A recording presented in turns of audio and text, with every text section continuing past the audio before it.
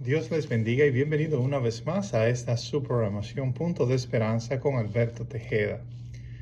Día de hoy quisiera compartir con ustedes algunos versos de la palabra de Dios y hacer un comentario aquí en lo que nos enseña nuestra palabra el día de hoy. Mateo capítulo 5, dice la palabra de Dios en el verso 1, viendo la multitud subió al monte y sentándose vinieron a él sus discípulos y abrieron su boca y les enseñaba diciendo. Aquí podemos ver, ¿verdad?, que esta es la historia del Sermón del Monte, cuando Jesús predicó la palabra de Dios mientras él estaba aquí en la palabra de Dios. Y dice aquí la Biblia que la multitud venían para escuchar el mensaje de Jesús, el conocimiento espiritual que tenía que enseñarle a cada uno de ellos. Por ejemplo, el libro de Proverbios, capítulo 2, verso 6 dice, porque el Señor da la sabiduría, conocimiento y ciencia brotan de sus labios. Nosotros conocemos que Jesús fue enviado por Dios. Eso es lo que enseña la palabra de Dios. Para reconciliar al mundo consigo mismo. Para que nosotros pudiéramos encontrar nuestros caminos hacia atrás, hacia Dios. Y aquí, aquel hombre llamado Salomón, uno de los reyes más sabios, él dice, porque el Señor da la sabiduría y el conocimiento. Da la sabiduría y el conocimiento para que nosotros lo conozcamos a Él, para que nosotros podamos vivir en esta vida en una forma que es agradable y buena y santa delante de su presencia.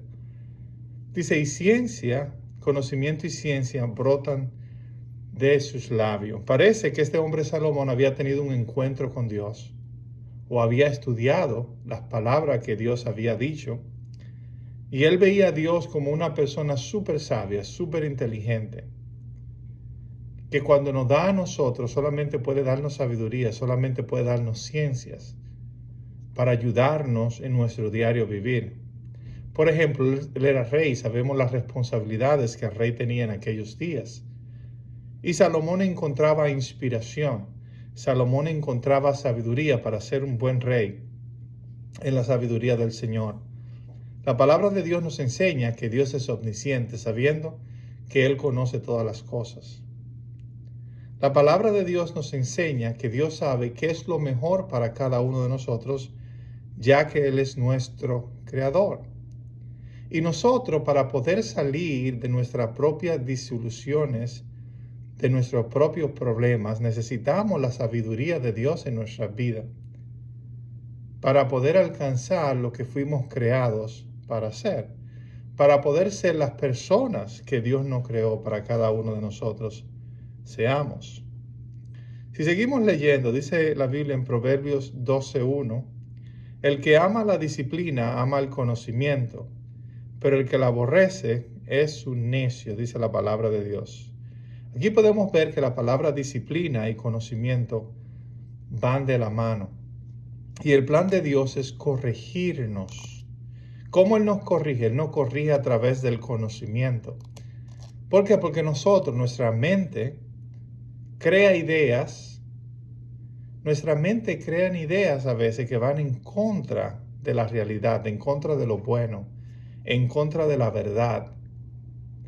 Y si nosotros nos perdemos en nuestros pensamientos, si creamos estos pensamientos, estas ideas que son falsas y dañinas para nosotros y para los demás, el conocimiento de Dios es el conocimiento que puede ayudarnos para nosotros volvernos hacia la verdad. Lamentablemente a todos nosotros nos ha pasado. Hemos experimentado sufrimiento, hemos experimentado problemas en la vida. Y por tales traumas creamos estas ideas y estos pensamientos que muchas veces van en contra de la verdad, en contra de la realidad de las cosas, ¿verdad? Entonces el que ama la disciplina ama el conocimiento. Ser una persona disciplinada es ser alguien que ama el conocimiento. Por eso nosotros vemos que una persona que tiene una educación es mucho más disciplinada en muchas áreas, no en todas, que una persona que no tuvo una educación. La alta educación refina a la persona, cambia el pensamiento de la persona. En muchas de las ocasiones, hay ocasiones que no son así. Pero si la educación es buena, si la educación es una educación sabia, esa persona va a madurar y va a ser mejor. Entonces, si seguimos leyendo 2 de Pedro, capítulo 3, verso 18, y la razón por la cual yo leo estos versos es porque la gente venía a escuchar a Jesús. Cuando él iba a predicar la palabra de Dios en el Sermón del Monte, la gente venía a él porque él querían escuchar lo que él tenía que decir. Entonces dice la Biblia en 2 de Pedro 3:18, más bien crezcan en la gracia y en el conocimiento de nuestro Señor y Salvador Jesucristo. A él sea la gloria ahora y para siempre. Amén. Entonces el apóstol Pedro está diciendo que crezcamos en la gracia de Dios, el regalo inmerecido de Dios. Pero no solo en la gracia, sino también en el conocimiento de nuestro Señor y Salvador Jesucristo. ¿Me entiende? Así como la gente venía a escuchar a Jesús, aquí el apóstol Pedro está diciendo que nosotros necesitamos movernos en esa dirección de aprender cada día más de Cristo. No escuchar nuestras propias mentes y sus ideas, porque como seres humanos que somos, ¿me entiendes? Vamos a cometer errores, vamos a cometer fallos. Y es bueno tener ideas, pero nuestras ideas tienen que ser balanceadas con el pensamiento de Jesús, con la forma como piensa Jesús. Esto solamente si tú crees que Jesús es el Hijo de Dios, que Él es el Salvador del mundo. Si tú no crees que Jesús es el Salvador del mundo, entonces tú no vas a someterte, ¿verdad?, al conocimiento de nuestro Señor y Salvador Jesucristo. Entonces dice, a Él sea la gloria y la honra por siempre. Amén. Seguimos leyendo en el capítulo 5 del libro de Mateo, el Sermón del Monte, dice el verso 3, bienaventurados los pobres en espíritu, porque de ellos es el reino de los cielos. Bienaventurado el pobre en espíritu. Yo no sé lo que es una persona pobre en espíritus, ¿verdad? O en espíritu. ¿Qué significa eso? Muchas veces nosotros podemos cometer errores con esa traducción, y a través de la Biblia hay muchos errores que nosotros cometemos cuando la leemos a veces. Entonces dice la Biblia, bienaventurados los pobres en espíritu. Yo no sé lo que una persona pobre en espíritu, pero sé que es una persona pobre financieramente, y puede ser lo mismo. Solamente que en un caso, financieramente, tú no tienes muchas finanzas para comprar tus alimentos, para pagar tus deudas y para resolver tus problemas. Entonces tú eres una persona pobre. Hay personas que son muy pobres y hay personas que son pobres. Pero una persona en espíritu, de la forma que yo lo interpreto, puede ser que mi interpretación esté mal, es que una persona que no es arrogante, es una persona que no es orgullosa, es una persona que su ego o su orgullo está por debajo de los demás, no por encima. ¿Me entiende? Es una persona que es humilde, que es una persona servicial, una persona... Y esa es mi traducción, puede ser también que esté incorrecta. Pero dice la palabra de Dios, de ello es el reino de los cielos. Hay una promesa que Dios le da aquí. Cuando una persona es humilde, ¿okay?, que no se piensa que es mejor que los demás, pero que está al mismo nivel que los demás. Que somos lo mismo, fuimos creados, somos criaturas de nuestro Señor y Salvador Jesucristo.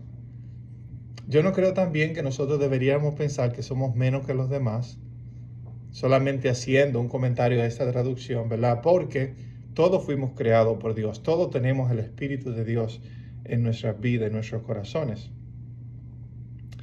Dice un verso en Proverbios 15:33, y aquí sale mucho Proverbios, porque Salomón fue un hombre con mucha sabiduría.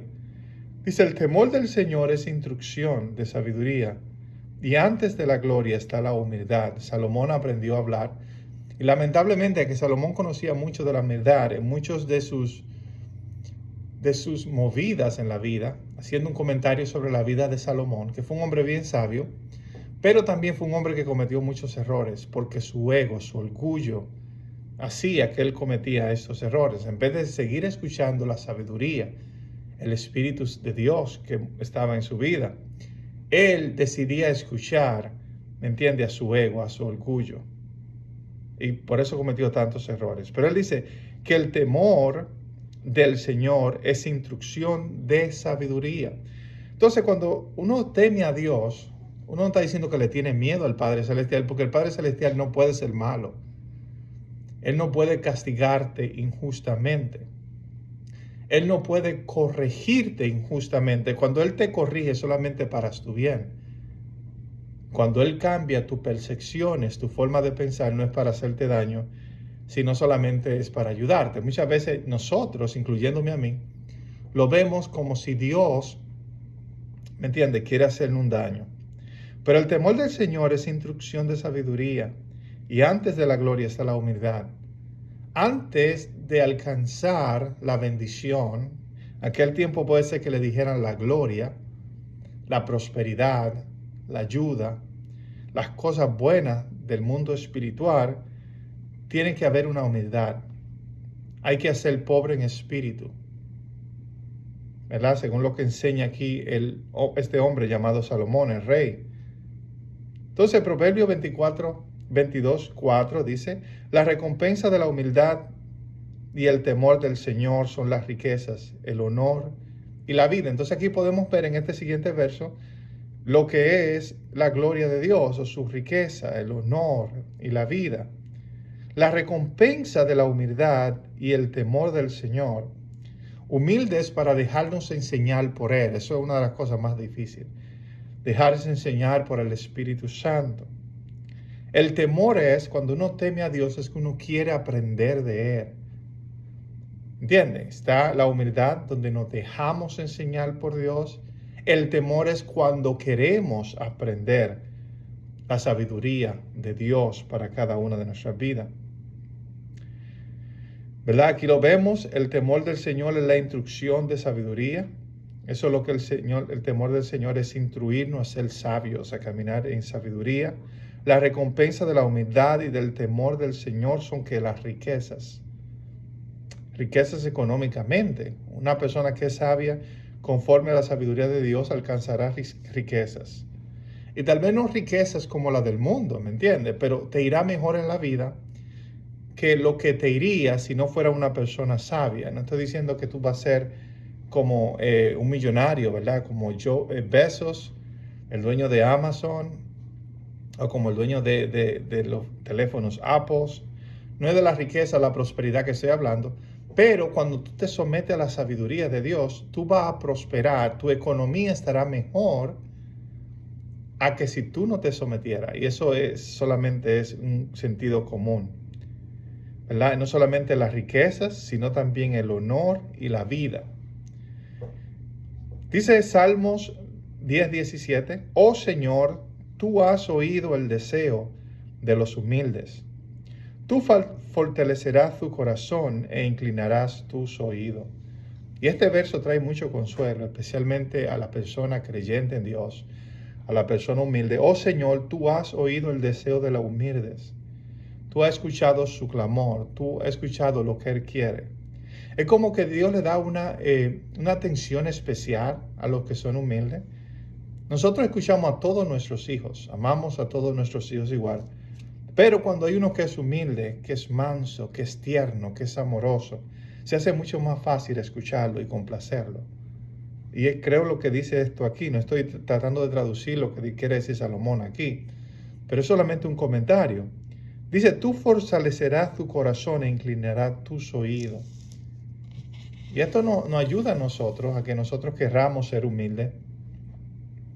Esto nos ayuda a nosotros a que nosotros tomemos esta enseñanza de la humildad y quererla aplicar a cada una de nuestras vidas. Si seguimos leyendo Mateo capítulo 5, que es nuestro verso base que estamos leyendo, capítulo 5, verso 4, dice, bienaventurados los que lloran porque ellos recibirán consolación.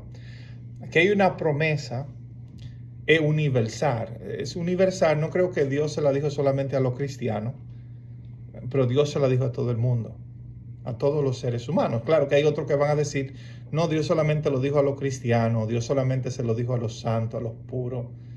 Hay personas que van a decir que este verso tiene una conveniencia. Yo creo que es una promesa universal, pero es solamente mi opinión, usted tiene su propia opinión. Dice, bienaventurados los que lloran porque ellos recibirán consolación. No porque nosotros merezcamos la consolación. Y no quiero traducir o darle una traducción a lo que aquí Jesús está diciendo. Pero mi comentario en este verso es que Dios va a consolar la raza humana. Dice que los hijos de Dios están gimiendo. ¿Para qué? Para que toda la creación sea liberada de la maldición del pecado. Llegará un día donde Dios va a enjuagar nuestras lágrimas de nuestros ojos. Y la raza humana, la raza de Dios, creada por Dios, ya no tendrá más que llorar, ya no tendremos más que sufrir. Mientras estemos en este mundo, vamos a experimentar todo el sufrimiento de las enfermedades, de los problemas y tantas cosas. Salmo 23:4 dice la palabra de Dios: aunque pase por el valle de la sombra de muerte, no temeré mal alguno, porque tú estás conmigo, tu vara y tu cayado me infundirán aliento. Aquí dice la palabra del Señor claramente, ¿me entiende? Que en Dios podemos encontrar aliento, en Dios podemos encontrar paz. Está hablando el salmista, él dice: aunque pase por el valle de la sombra de muerte. Su confianza estaba puesta en Dios, de que Dios le iba a ayudar, de que Dios se iba a glorificar en su vida. Este hombre David había alcanzado una relación personal con Dios. No sé si era constantemente o solamente a veces él tenía estas inspiraciones para escribir estos maravillosos salmos. ¿Me entiende? Y hay veces que sí nosotros perdemos nuestra inspiración en este mundo, que nos sentimos que no tenemos nada para decir, para hablar de las cosas de Dios. Pero en este momento David se sentía sumamente inspirado. Dice: aunque pase por el valle de la sombra de muerte, no temeré mal alguno, porque tú estás conmigo. Tu vara y tu cayado me infundirán aliento. Y para David poder escribir algo así, creo yo, no quiero interpretar lo que David siente, pero creo yo que él había experimentado algún tiempo donde él se sentía muy desalentado y Dios le había dado el aliento, le había dado la inspiración para él seguir hacia adelante, para él seguir viviendo, para él seguir siendo el cantante de Israel, o siendo el rey de Israel, o siendo lo que él fuera en ese instante. Seguimos hablando sobre las promesas de Dios traer consolación, de Dios traer sanidad a toda la raza humana. Romanos 15:5 dice: y que el Dios de la paciencia y del consuelo os conceda tener el mismo sentir los unos para con los otros, conforme a Cristo Jesús. ¿Verdad? Y que el Dios de la paciencia y del consuelo os conceda tener el mismo sentir los unos para con los otros, conforme a Cristo Jesús. Y por un momento se me fue lo que quiere decir este verso aquí, o lo que el apóstol Pablo está tratando de enseñar, o podemos decir, o comunicar. Dice: el Dios de paciencia y de consuelo. Él es un Dios que es paciente con nosotros y que nos consuela a toda su raza, a toda la creación. Que asimismo nosotros los seres humanos tengamos este sentir que hay en el corazón de Dios y que seamos pacientes con los demás y que consolemos a los demás en los momentos difíciles, porque problemas tenemos de más. En este mundo tenemos muchas aflicciones y es bueno cuando alguien es paciente contigo en medio de tu enfermedad, en medio de tu aflicción, en medio de tus problemas. Y si es paciente es bueno, pero si es paciente y consolador es mucho mejor. Todos necesitamos el consuelo de Dios, el consuelo los unos hacia los otros. Es la razón por la cual estamos en este mundo, para consolarnos y ayudarnos los unos a los otros, no para hacer guerra el uno hacia el otro. Segunda de Corintios capítulo 7, verso 6. Pero Dios, que consuela a los oprimidos, nos consoló con la llegada de Tito. Este hombre, el apóstol Pablo, siente un gran consuelo a Tito, que había llegado donde él estaba, a traerle consuelo. Pablo fue un gran hombre de Dios. No crea que él no pasó mucho sufrimiento, muchas depresiones, muchas aflicciones. Nosotros no podemos escapar de esto. Pero aquí podemos ver que este hombre, el apóstol Pablo, encuentra consuelo en Dios. Vamos a ir a nuestro capítulo base, el libro de Mateo capítulo 5. Verso 5 dice: bienaventurados los mansos, porque ellos recibirán la tierra por heredad. Una persona mansa para mí es una persona, no sé si verdaderamente Jesús quiso decir esto, pero una persona mansa es una persona que no le gusta la guerra. Nosotros usamos esto con los animales el día de hoy, no lo usamos con la gente. Decimos: ese perro es manso. Y no es un perro que te va a atacar. Y es algo que nosotros necesitamos, dejar de atacarnos los unos a los otros. No que quiero decirte lo que usted tenga que hacer, ¿me entiende? Pero hay promesas para las personas que son mansas. Aunque una expresión que solamente la usamos para los perros, pero podemos entender, solamente por entender la palabra que le decimos a los perros, podemos entender lo que Jesús está tratando de comunicar. No hagan guerra los unos por los otros. Dios no hace guerra en contra de nosotros. Entonces, ¿por qué nosotros hacemos guerra el uno al otro? Y no pensaba que solamente los países hacen guerra, pero en los matrimonios hay guerra, en las iglesias hay guerra, en las familias hay guerra. ¿Me entiende? Y eso dice que no estamos siendo mansos. Así que no temas porque yo estoy contigo. No te angusties porque yo soy tu Dios. Te fortaleceré, te ayudaré, te sostendré con mi diestra victoriosa. Isaías 41:10. Y a mí me encanta este verso.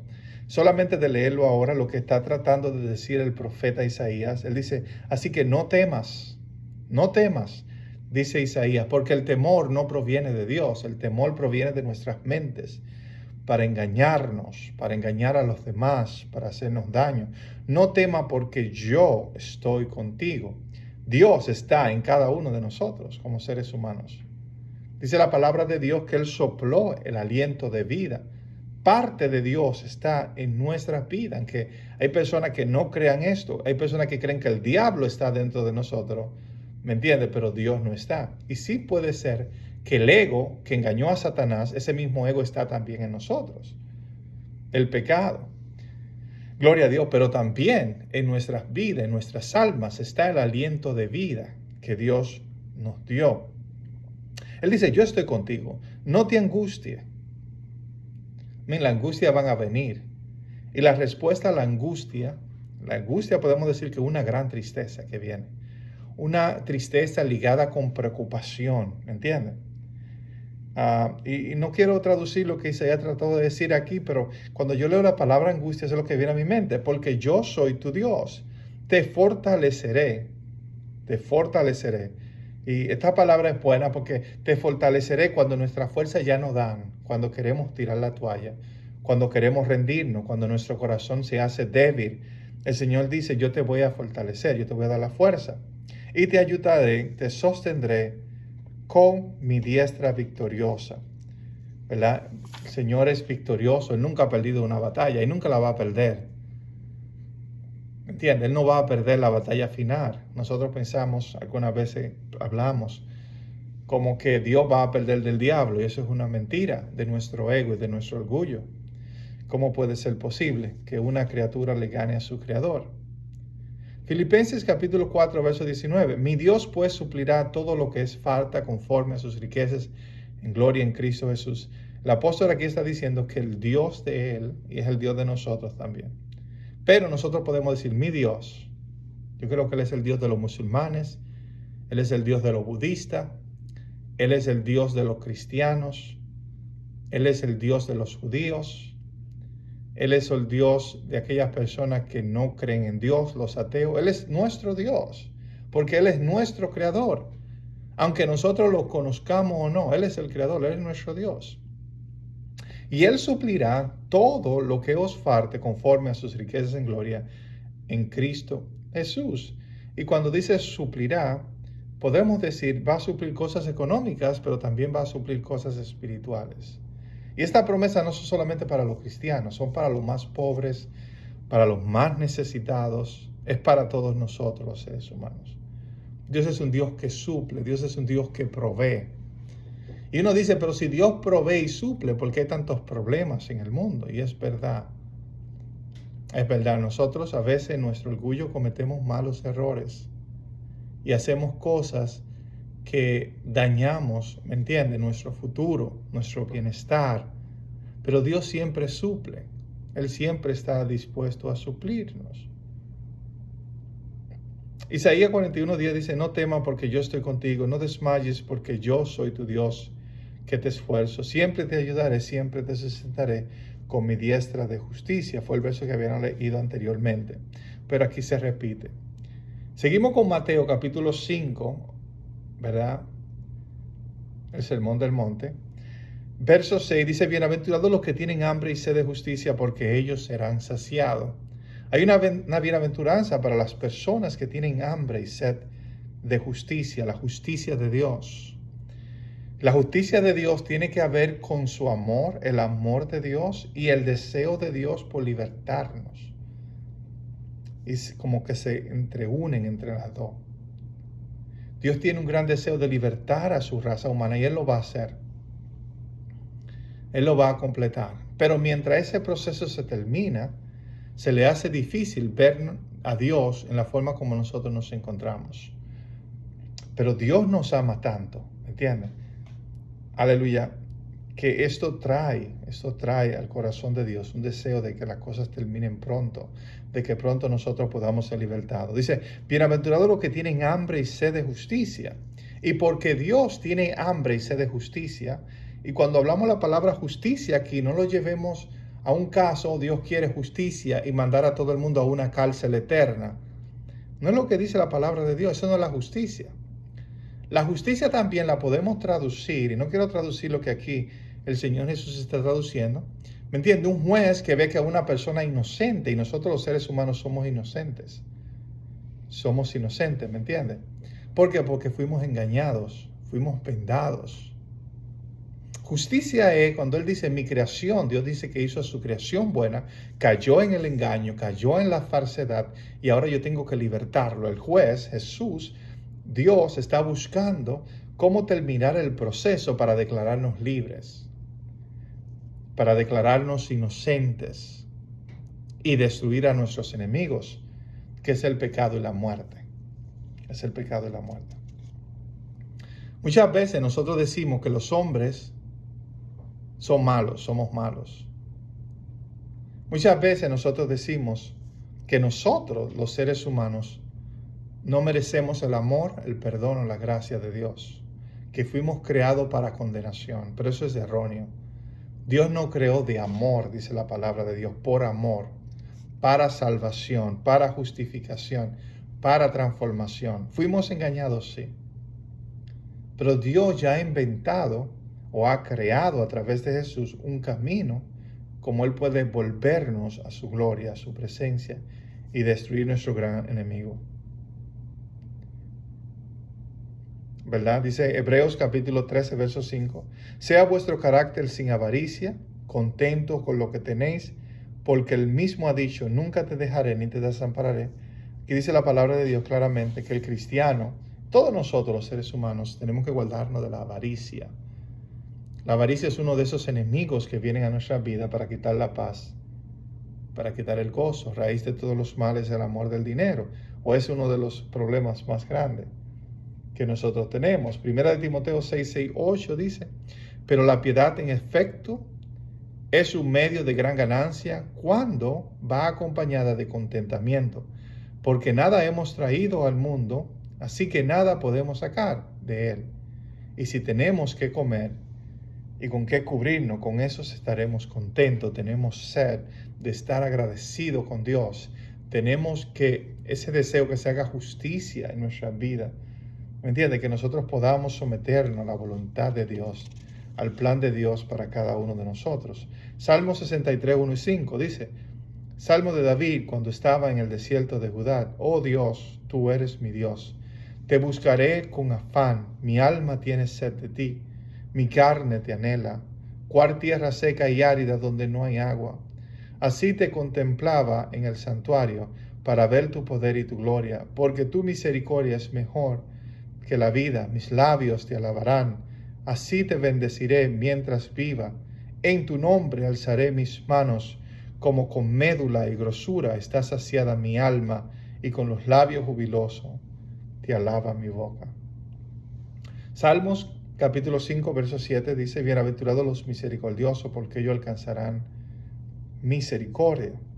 Amados, amémonos unos a otros, porque el amor es de Dios, y todo el que ama es nacido de Dios y conoce a Dios. Tenemos que amarnos. Es el gran mandamiento. Primera de Juan capítulo 4 verso 21 dice, y ese es el mandamiento tenemos de Él, que el que ama a Dios, ame también a su hermano. ¿Y quién es su hermano? Todos los seres humanos son nuestros hermanos. La Biblia dice que nos amemos unos al otro, pero también a nuestros enemigos. Juan 13:34. Un mandamiento nuevo os doy, que os améis los unos a los otros, que como yo os he amado, así también os améis los unos a los otros. Así como Dios amó a todo el mundo, no solamente a un grupo, pero a todo el mundo, que nos amemos unos a los otros. Mateo 5:8, ya para terminar, dice: bienaventurados los limpios de corazón, porque ellos verán a Dios. Bienaventurados los limpios de corazón, porque ellos verán a Dios. Este verso sigue diciendo: bienaventurados los pacificadores, porque ellos serán llamados hijos de Dios. Bienaventurados los que padecen persecución por causa de la justicia, porque de ellos es el reino de los cielos. Bienaventurados sois cuando por mi causa os vituperen y os persigan y digan toda clase de mal contra vosotros. Gozaos y alegraos, porque vuestro galardón es grande en los cielos, porque así persiguieron a los profetas que fueron antes de vosotros. Yo soy Alberto Tejeda, gracias por estar en sintonía de esta programación. Así que Dios les bendiga y la paz y el amor de Dios sea con ustedes. Amén.